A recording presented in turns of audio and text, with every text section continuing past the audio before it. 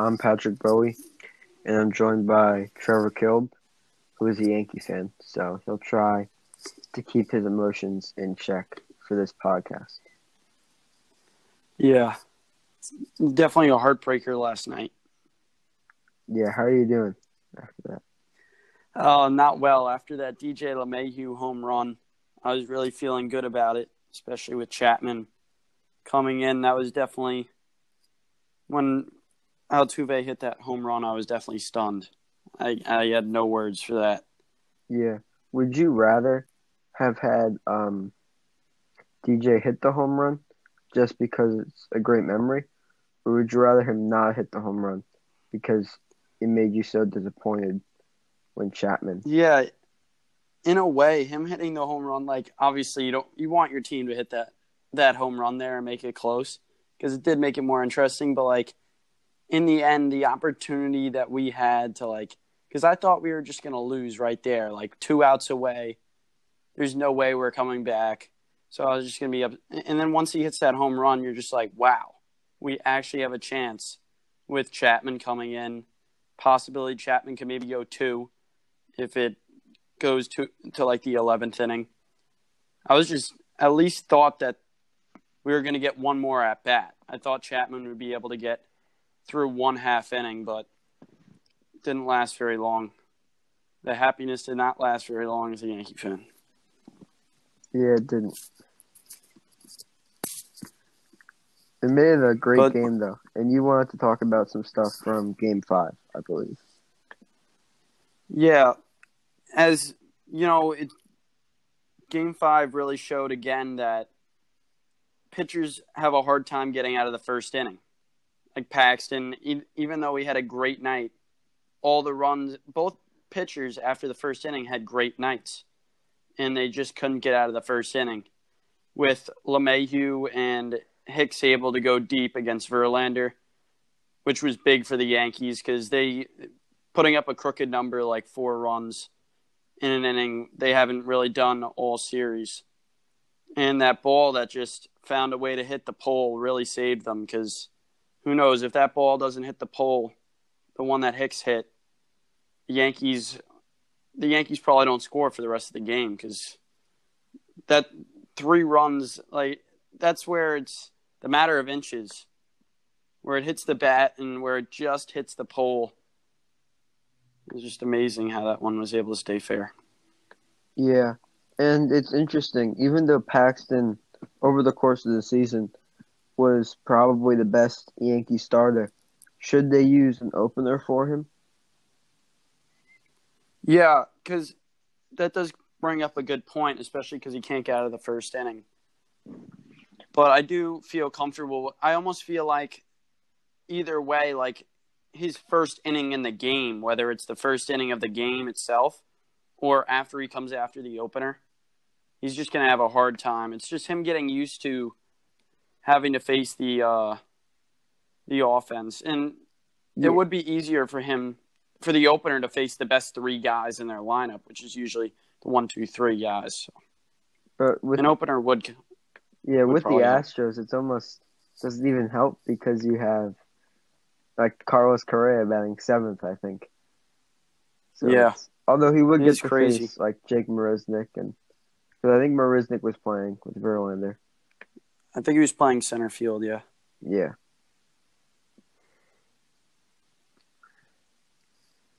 So, Sabathia's career-ending injury. It was. He actually looked like his left arm came out of his socket. Before, he threw 3 more pitches after his arm came out of his socket, which is just amazing. Like he literally wanted to just somehow get out of that inning and end his career off well. I really felt bad for CC having to get taken out, especially I think he had to deal with there was an error that Glaber couldn't pick up the ball, and that probably would have been the last out of the inning. It's just upsetting that he couldn't have ended with an out and with it just makes a huge difference instead of just walking off almost like triumphant in pain. and all that. Yeah, it would have been better if he got the last out of the inning. Yeah. So it is a little And he upsetting. put like his glove over his face. I don't know if that was because of the pain or because he was just so Yeah, sad that it had come to an unexpected end, or yeah, because he really wanted to finish that inning. Like, yeah. He did.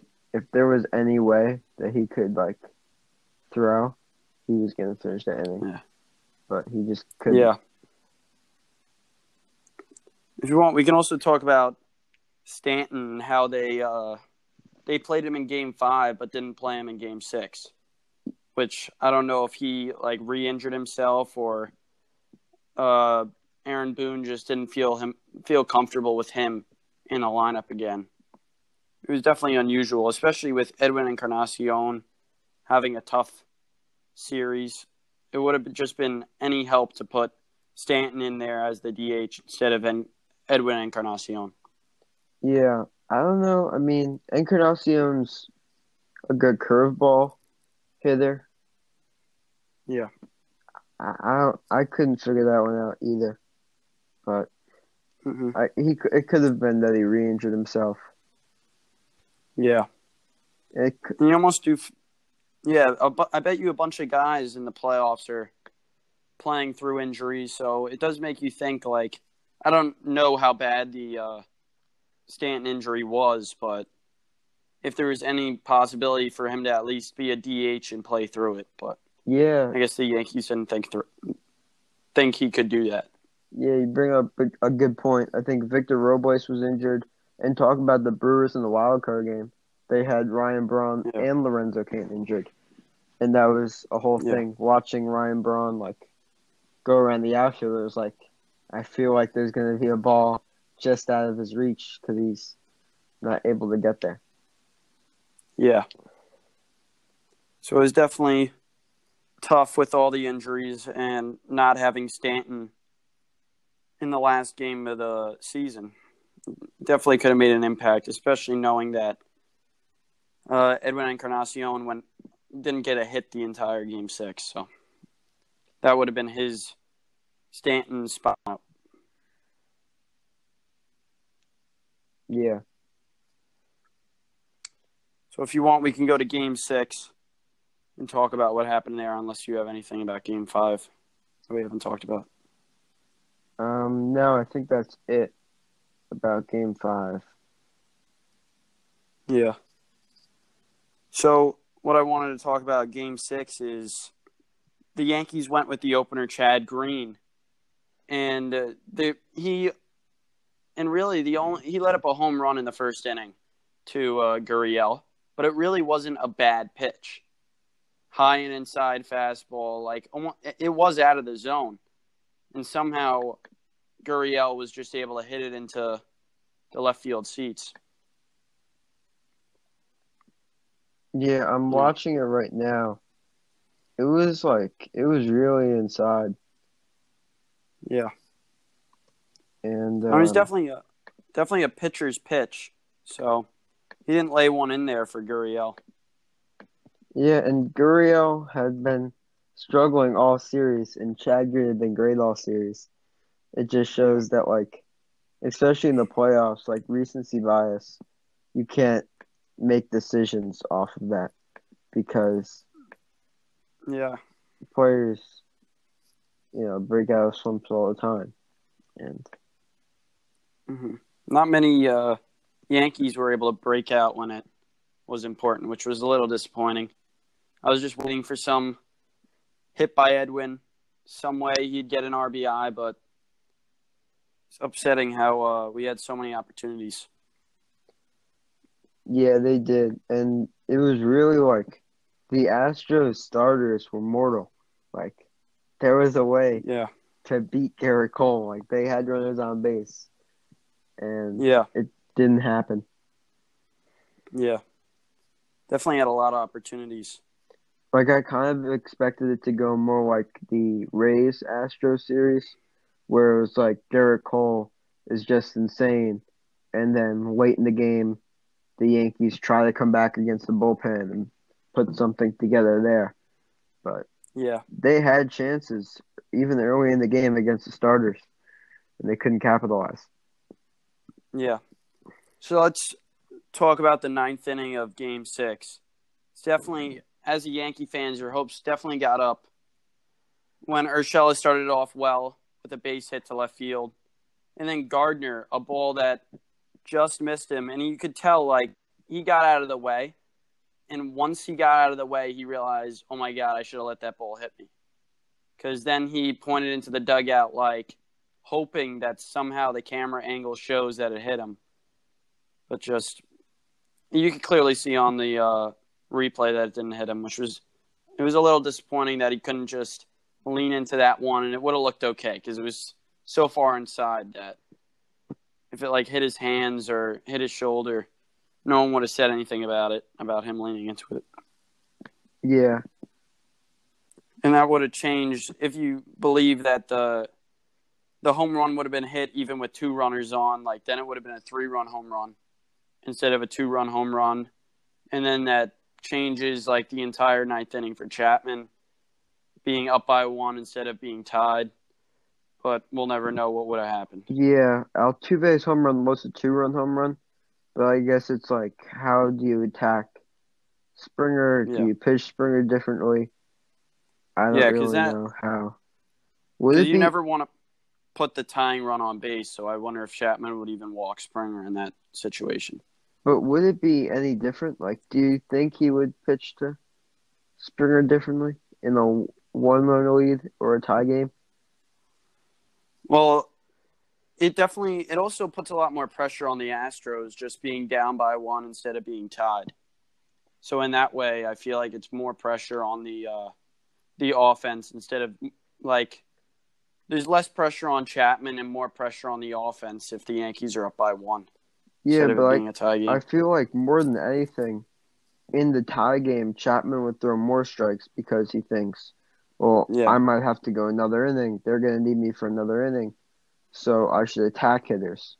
So I Yeah. don't know how much it would have affected. Maybe he decides to throw a fastball instead of the slider Yeah. to Altuve. I don't Yeah. know. Mm-hmm. But we got to talk about that LeMahieu home run.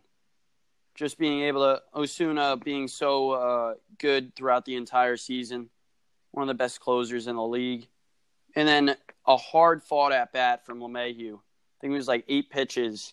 And then able to fight one off and hit one into the right field seats just out of the reach of Springer was just so big for the Yankees there. They didn't end up capitalizing on the win, but just showing how great LeMahieu is, and almost like caps off what a great season LeMahieu has had. So, Yeah, long at bat. I definitely, when it was happening live, I thought that Springer would catch it, yeah, but he I didn't. was definitely like, oh my God, he's gonna steal this. I'm gonna be so upset. But somehow it got out of his reach and landed, I think, like a row or 2 into the seats. It was just amazing. And when Yeah, that happened, I just thought, oh, the Yankees are going to win this one. Like, something like that happens. This is the Yankees game. And with, like, mentally, the Astros, I thought were going to have a problem. Just because thinking you're, like, 2 outs away, and then all of a sudden you have to come up and bat, I thought that was going to be hard on the Astros. yeah, but it definitely seemed like the way that the game was going, that the Astros were going to make another great defensive play. Like, they had the great Brantley catch, and they doubled Judge up, and the Marisnik catch. And the Reddick catch. Yeah, Right field, Judge just, I don't know what he was thinking there. Yeah, there you have to realize that you're not going to get to third anyway because the ball was hit to left field. So you just got to stay in between second and first. He already had passed second base when the ball was caught, so really not smart base running by Judge. But yeah, he's not going to get to third if the ball drops. I guess his only reason would be if it gets away from Brantley. Like if Brantley dives, completely misses it, then he could score. But still, down by 2, you have to be more. You can't be as aggressive in that situation. And I just think it Yeah, was really bad base running by Judge. it was. Yeah. So you want to talk about Chapman's outing and how he actually pitched well to the first two batters. Well, they were the bottom of the order, but then I feel like he just got so scared of Springer and he just tried to pitch around him. And it's never easy when Altuve is the next guy up. So, and then he just hung a slider, and then all of a sudden, I'm like going from like the happiest guy to the saddest guy because of that one pitch. Yeah. Yeah. And then after the game, there were a few interviews, and the Yankees were talking about how this season was a failure from their point of view, how they were set out to win the World Series, and how they had so many opportunities throughout the series. Like, for example, they were 4 for 27 with runners in scoring position through the first 4 games, stranding 33 men on base. So the Yankees just had so many opportunities throughout the series. They went 4 with runners in scoring position in the first 4 games, stranding 33 men on base, which you just can't do. And they were 16 for 103 with 32 strikeouts through the first 4 games. And also they were in Game 5, they were 1 for 2 with runners in scoring position.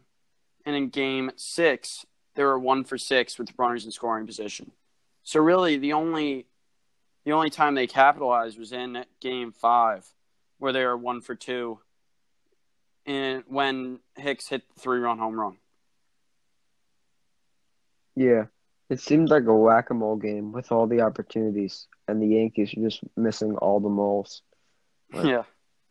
so many opportunities just popped up, and the Yankees just whiffed on them, Yeah. literally and figuratively. Yeah. And It was then definitely yeah. you thought that the Yankees should have walked Altuve, which They is they definitely should have pitched around him. I wouldn't say intentionally walk him, but I would say pitch around him and be very cautious. Because in the Astros Marisnick in for defensive purposes in the 9th inning because they didn't expect to have a bottom of the 9th. So Marisnick was up for Brantley on deck behind Altuve. I think, he was up for Brantley. So if they pitch around Altuve and Altuve walks, I'd rather pitch to Marisnick with first and second than Altuve with a man on first. That's just me because you don't want their best or what I consider one of their top 2 players. he's not their top 2. Who would you say is their top 2? Well, Bregman's obviously number 1, right? Yeah. And I think, Yordan Alvarez is a better hitter than Altuve. Springer's but probably better than Altuve. you know my view on it. Carlos Correa. I believe in players being hot, and I know you do not. You more believe in what they did throughout the season. Yeah, I more believe in was Yuli Gurriel hot going into the game? No, George Springer and Carlos Correa had terrible ALDSs. Chad Green was hot, and Chapman hadn't given up a run all postseason. They were both hot. I'd still rather pitch to Marisnick than Altuve. You have to agree with that. But no, I don't. All right. Because here's the thing. All right, I'll let you talk. The chances of Marisnick getting a single are much higher than the chances of Altuve getting an extra base hit. Well, my point is I just would rather face Marisnick, who it's his first at-bat of the game, and he's just not as good as Altuve. And Altuve has an 11.1% of plate appearances throughout the season. He got an extra base hit. So you're telling me that you think Marisnick has less than an 11% chance to get a hit? I think against Chapman, I would rather have him pitch to Merzik. I wouldn't Against even Chapman. I wouldn't even agree with you if the bases were empty. Like, you don't put guys on base because when you put guys on base, they tend to score. Yeah, well, I mean, even without anybody on base, you don't walk Altuve. And then with Springer on base, you're saying, oh, yeah, just get a slow ground ball up the middle, and there's your ball game. what I think is that I just don't want to pitch to Altuve.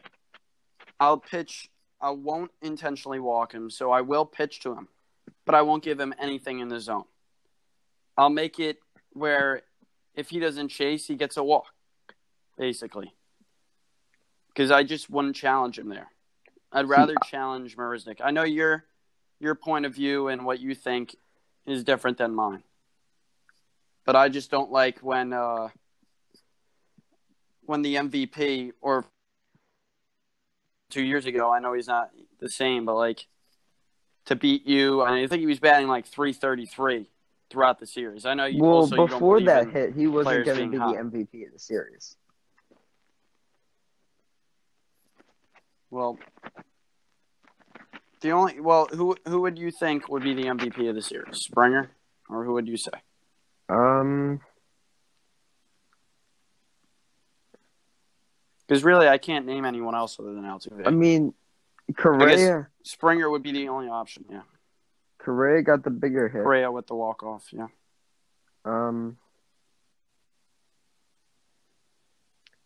And that's another thing with the Yankees, just losing twice on walk-offs just can't happen, especially with a bullpen as good as theirs. They just can't allow that to happen. Game 2, I'll give them more of a break because it really was Ottavino letting that home run to Springer was the big thing. The Yankees could have won 2, would have won if he does not let up that home run. They used all their higher leverage guys earlier in the series, earlier in that game, so I'll give them a break in Game 2, but Game 6, once they tie that game, you cannot let Houston walk that off, and especially in a home run situation. I'd say I'd give Correa the MVP of the series. What do you think about that? You're saying if that home run is not hit by Altuve, you would give it to Correa, or you're just saying even with the home run? No, I would give it to Correa if that home run's not hit by Altuve. Well, yeah, Correa did hit a walk-off already in the series, so that does – his hit won them a game. So I guess you could put Correa as the MVP if somehow Altuve doesn't hit the home run, or LeMahieu just never ties the game and they end up winning in the 9th inning, in the top of the 9th, with Ozuna just finishing it off. Then, yeah, probably Correa is the MVP of the series. But yeah, what about definitely what about like Altuve? Will Harris? Could you give it to a reliever? I would not. If anyone, I don't know if any pitcher. I don't know if I'd give it to Harris. I don't know. But like Harris is always in the biggest spots. I feel like. Yeah. Let's see. I have to look up all the pitching stats for the entire series to really. Yeah, I'm looking up the WPA now.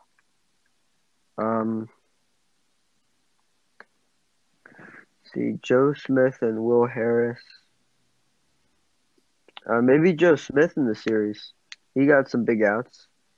3 2/3 innings pitched. He got 0.32 WPA. I mean, obviously Altuve is better. I think Altuve might have gotten more in that one hit. I'm not sure what it was, but Yeah. Because who knows what happens if Altuve doesn't get that home run or if Chapman doesn't hang that slider.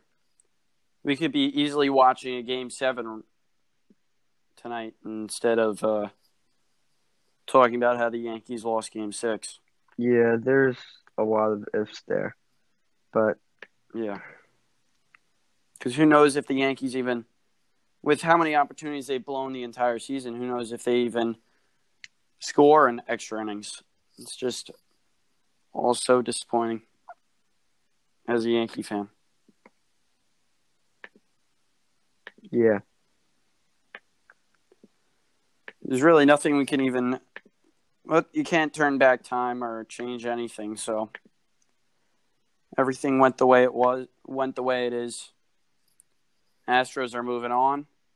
They're going to be facing the Nationals, who had swept the Cardinals to get to the World Series. So what do we think about?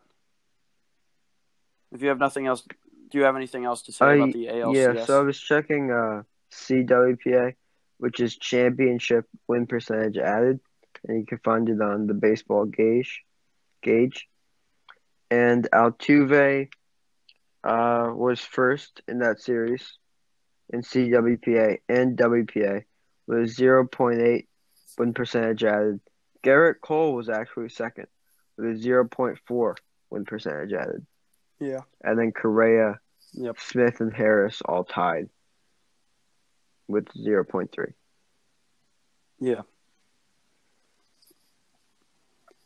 Really, it just seemed like the Astros were able to make everything out of every opportunity they got, whereas the Yankees just couldn't capitalize on any of the opportunities other than really a select few throughout these series.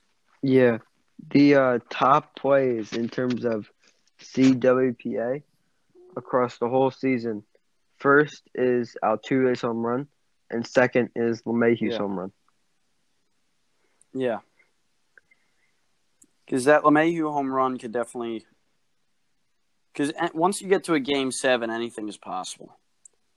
So who even knows what would happen in Game 7, even though it would be – the odds would be against the Yankees with Garrett Cole pitching in Game 7, but who knows what could have happened in Game 7.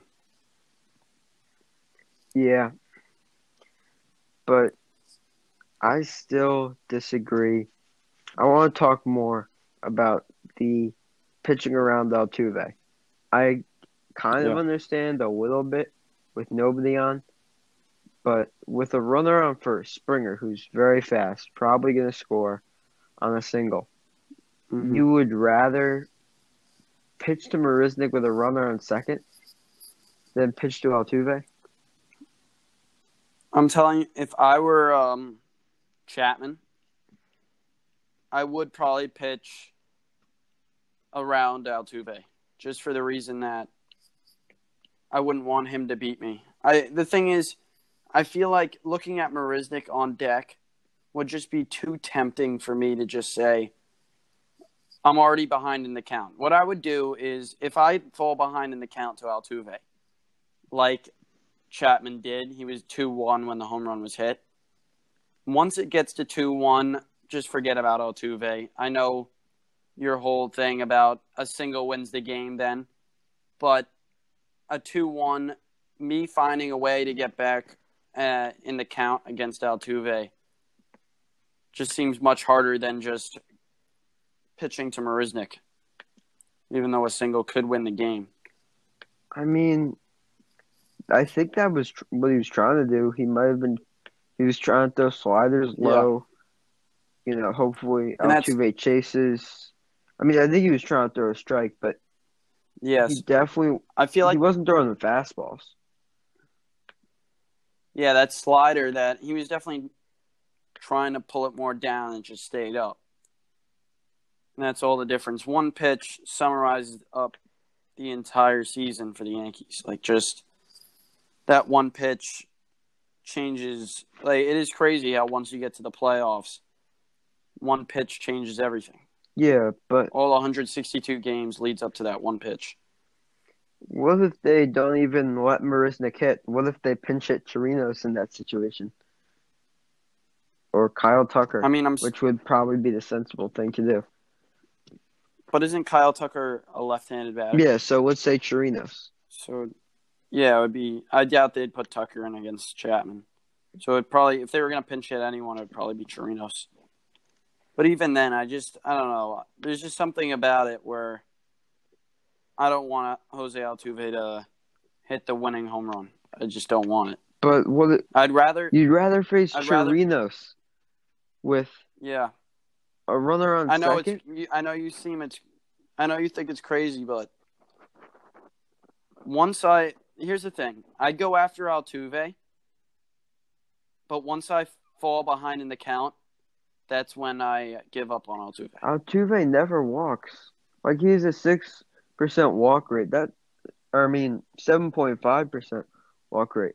That's lower than a lot of people on the Astros, other than maybe like Yuli Gurriel and Josh Reddick, I think.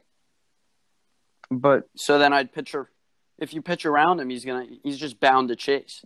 And I think that is no, what I'm saying that Chapman you was can trying to get do. back into the count with Altuve. You can get him to ground out. Well, that didn't And happen. then So Chirinos is a 113 weighted runs created plus hitter. You're saying you'd want to pitch to him with a guy on second? I would. I know you don't agree with me, but I would never pitch to You Altuve. gotta pitch Chirinos, and then you have Alex Bregman on deck. Well, if Torino somehow gets on, Alex Bregman will not be batting. You get what I'm saying? If Alex Bregman is coming up, then the game's probably over already. Well, They probably already walked he it off. doesn't, he probably scores on a single, but it could be an infield single, walk. What I'm saying is you can't pitch around Chirinos because you have their best hitter, Bregman, on deck. And you have a Yeah, really good that's why I hitter, would go. Chirinos, at the plate. I'd go after Chirinos. I really. The thing is, how was Chirinos' series? How did he do in the series? I know you don't like me saying this That and doesn't matter. being like, How oh, did how Yuli Gurriel do in the series? How did Aroldis Chapman do in the series?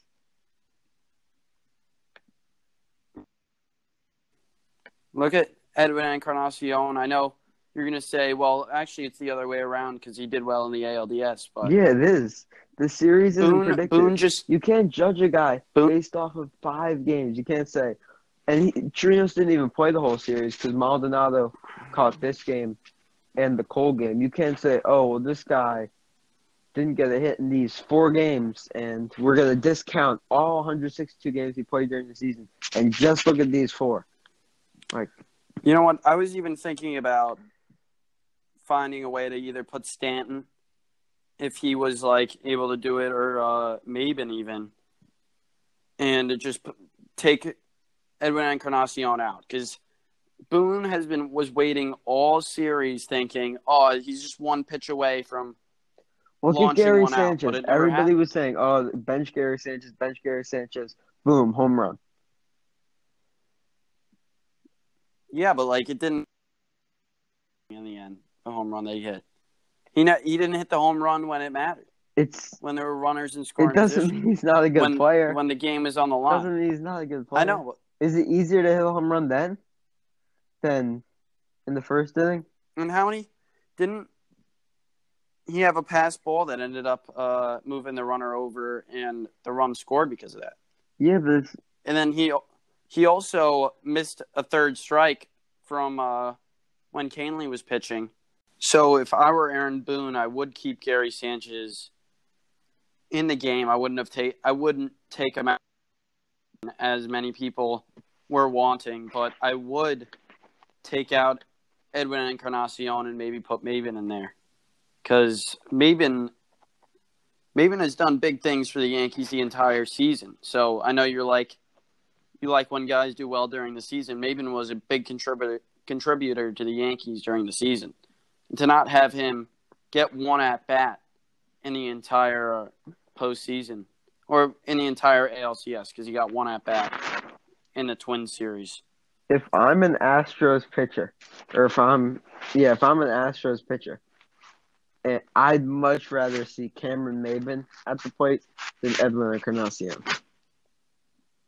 Yeah.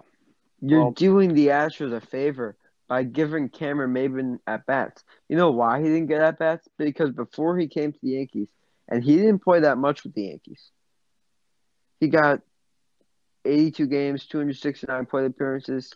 He did not do well before, and you're telling me you'd rather have him than Edwin Encarnacion? well, I feel like you're doing the Astros a favor by putting a guy like Edwin Encarnacion, who was 1 for like 23 during the series, right in the heart of your order. Putting him fifth just was like a killer for the Yankees the entire series. That's a favor to the Astros, saying you finally get a break and you get to pitch to Edwin Encarnacion, who's just been terrible. But he could have broken out.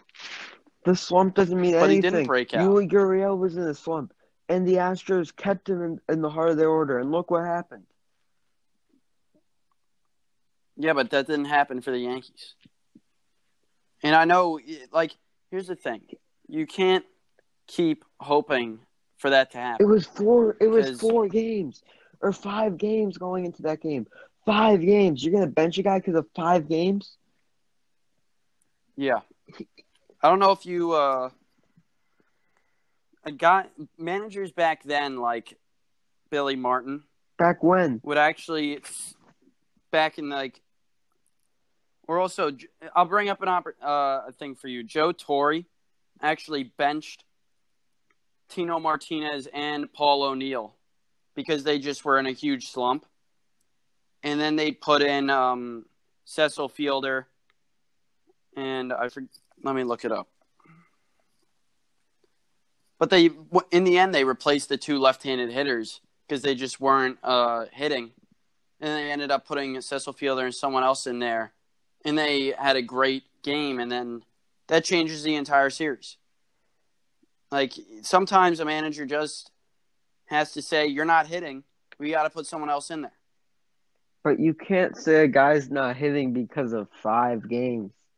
He does bad in 5 games. He puts up an 129 weighted runs created plus throughout the season, hits 34 home runs, and you say because of 5 games, nope, you're not in the lineup anymore. Yeah. Yes. I know you're. He got 5 walks throughout the whole do. series. Like, it's not like he wasn't on base. He got 5 walks. Well, I just. He had a 278 on base percentage. That's not good, but it's not like you have to be benched because of these 5 games. You haven't done anything for us. Or no, that's throughout the entire postseason. He has a 278. Yeah. But still, 5 games, and you're saying.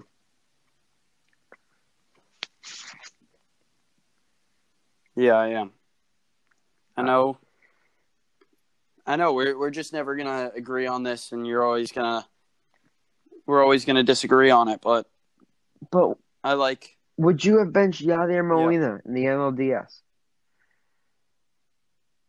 Well, you could have benched.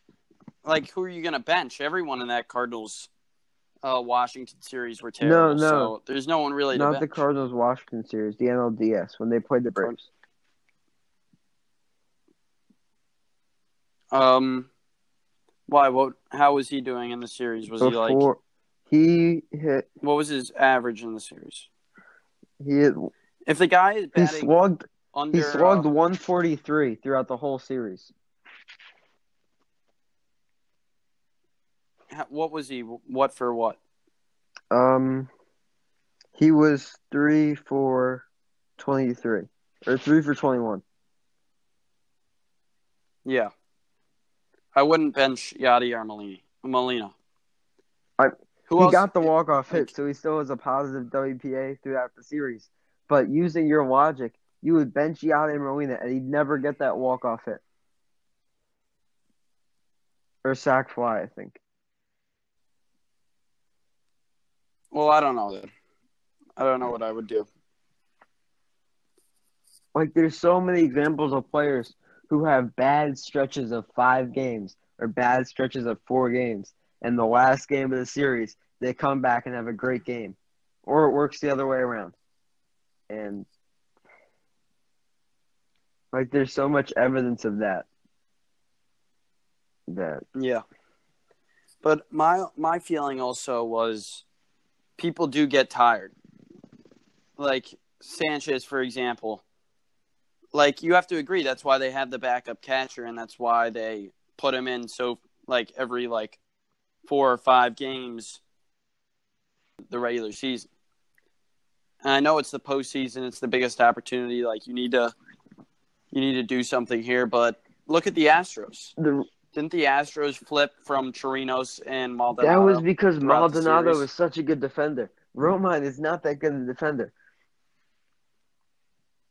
And You still the need to reason give you your take catchers starter a out break. in the regular season is because you don't want their body, because 162 game season, and you don't want their body wearing out. Like, in the postseason, it's a 7-game series.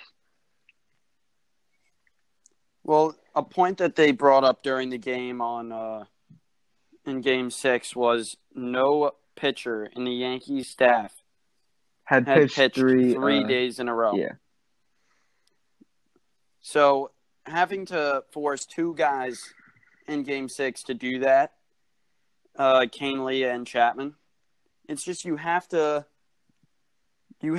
groom a guy to do that. Like, guys aren't groomed to do that, and then when the postseason comes, they don't expect it, or they're not prepared for it.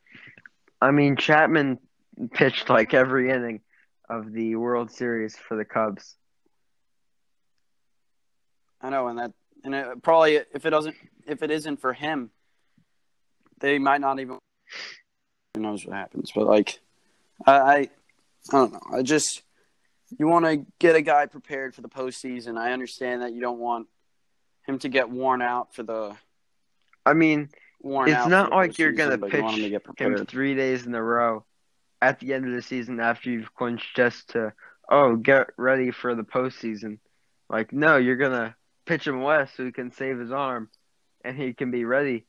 Like, that's why they didn't pitch him that much in the Twin Series, because they knew that if something like this happened, he would have to go 3 days in a row. Yeah, but if you look at Chapman's stats, when he's had the more days of rest he's had in between pitching, he's actually been worse than just having 1 or 2 days of rest. Yeah, so why are you saying that the 3 days in a row thing wasn't good? Because I don't want, if he's so used to getting 2 days rest, the thing is, we're never going to agree on any of these things, but I don't know. I just like preparing Chapman for 3 days in a row season, not a week before the playoffs, but maybe a few months or throughout the season, just getting him used to it. That's why they have spring training for the regular season. You got to get the guy used to what he'd be doing in the regular season. Just in the regular season, you have to get spring training, they barely pitch, and you can't. If you do that throughout the regular season, there's a much higher chance he's going to get injured, and you're not going to have him for any games during the postseason, like everybody else on the Yankees organization. Yeah. All right. Well, we're not getting any further with keep talking about it, because we're always going to have the same views, and I know we both think we're correct. And I know you definitely want me to think the same way as you, but I think we got to agree to disagree on this one. I just don't understand that there's so much evidence that proves that 5 games isn't enough to judge a player. There's small sample size. I mean, there's just... I know, but you're very much analytically driven on how you play everyone and where you put your players. I'm more go with your gut and how a player is doing. And that's just 2 different forms of looking at the game. The game has evolved. It used to just be you're not doing well, I take you out. Now it's maybe we should keep you in because your analytics. Like, I mean, and I just think more of like, every player is gonna have a bad 4 days. They're not gonna perform in 4 days. but if those 4 days are the most important 4 days of the season, and he's just terrible, and you know it, like, then take him You're out. saying Like, that Edwin Encarnacion is terrible, and you know it. You know he's terrible. you could see from his swings, he's terrible. He just couldn't hit anything the entire series. A lot of players go through stretches where they have trouble hitting. And you got to take him out. The most important stretch of the season. Yes. And you could tell that the guy's not going to come back from it. You could just, as a hitting coach, you could clearly see that he's not going to be able to bounce back in time. Like, I mean, there's so many other players who you would have said that for who then got huge hits. But think about how many guys on the Yankees are just like Edwin Encarnacion and just couldn't get that one hit. And the one guy who did it was Gurriel in the postseason. And he'd had a terrible postseason leading into that. Yep. But I'm just thinking how it must feel to be on the bench knowing that the guy who's playing in your position is like 1 or 0 for like the entire series. And you're knowing that at least like just wait the manager's just waiting for him to get a base hit. I would also know that, he's a 3-time All-Star. He's he has an 125 OPS plus throughout 15 years. He's a very good player. But guess what? CC, are you going to bring up CC stats when he was 25 and compare them to what he's like? But CC wasn't performing this year. Encarnacion was performing throughout the whole season. All right. Well, I know you're just going to keep pushing this point to me, but